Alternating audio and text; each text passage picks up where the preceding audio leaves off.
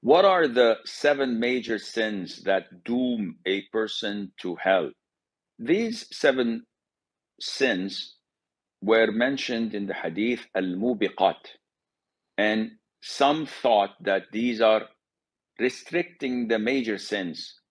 And when Ibn Abbas was asked, may Allah be pleased with him and with his father, are the major sins 7?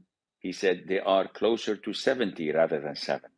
So this is not limiting the major sins, rather it is highlighting 7 of them, which the Prophet thought ﷺ to highlight.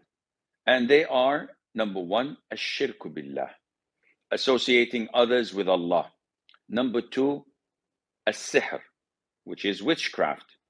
Number 3, killing a soul whom Allah has forbidden us to kill without any legitimacy.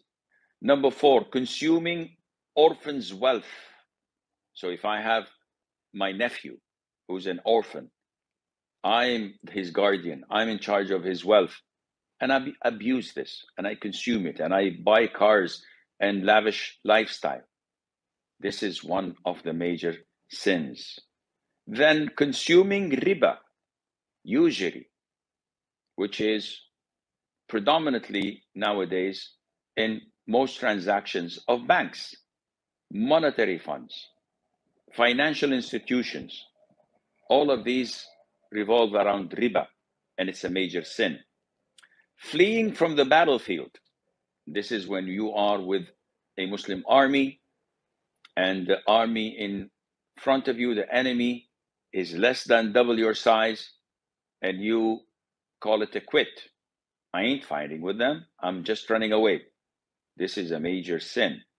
And slandering chaste, innocent Muslim women.